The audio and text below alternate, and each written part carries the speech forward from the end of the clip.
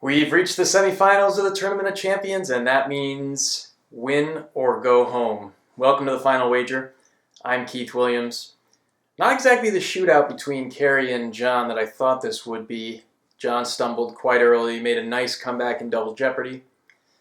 Kerry botched that Pope daily double, which I would have murdered somebody to have after Papal Pandemonium last year. And Dan hanging tough after that $4,000 miss for the cows. Anyone's game. I think there are some mind games available here, so let's dig into the math. 14-8 if Kerry doubles up. So Dan's going to want to wager 5,800. So if he's wrong with that, he's going to be left with 3,200. So to stay above that, John can wager up to 2,200. Remember, I'm going to leave all of the dollar changes for the end. And was that 3,200? For Kerry's going to be 4,200.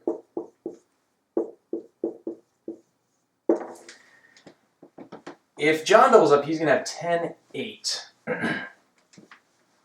And by the way, I don't know what happens yet. I have my DVR paused right before final, so I have no clue if anyone makes any strange plays here. 10-8 from Kerry.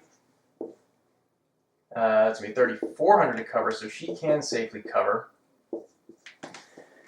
And if she's, I guess we can go to Dan. 10-8 for Dan. Sorry, 1,800 for Dan.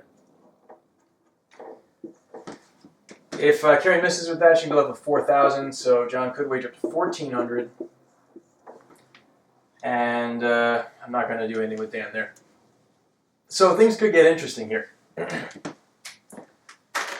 Go with, all right, purple sounds good. Now look at the second order mind game wagers. If I'm John, I'm probably capping at 1,400. So that's 6,800. So Kerry could cap hers at 600 to stay above that. If Kerry goes for this 4,200 amount, which would keep her above Dan if they both miss, it's going to be 11,600. So Dan would need to wager 2,600. And if he's wrong with that, he's going to have 6,400. So if I'm John, I would even cap my weight. No, that's good. 6,800 is fine. No, wait. Oh, that'll cover it if he's right. So he's got to wager at least 1,000 there. And Kerry could cap hers at 1,000, but we've already got the 600 there, so I'm not going to worry about it too much. All right, finally we have our zero cover wagers. So if Kerry and Dan, they're separated by 1,600. 1,600 twice, that's 3,200. Nothing that Kerry can do.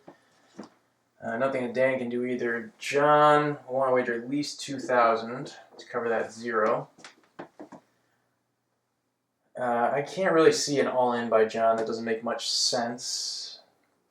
Because, yeah, he's not going to cover Dan. 3,600 is their difference. Still nothing they can do. Okay, this is it. Now as for what I think is going to happen, I think we all have read that John didn't study wagering theory. He's very adamant about that in his interviews. Dan was a little wild in his regular games.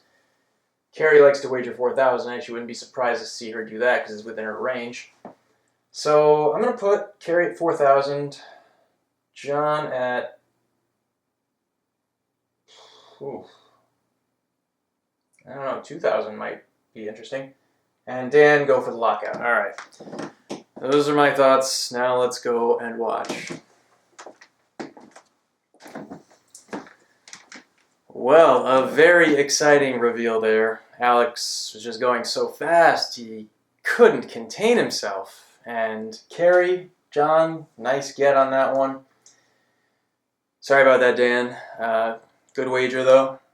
John, okay wager. Kerry, I'm not sure why she's going so big there, but hey, she's got the money. She's got 50,000 in the bag now, and she'll be back on Thursday to take on the other two finalists.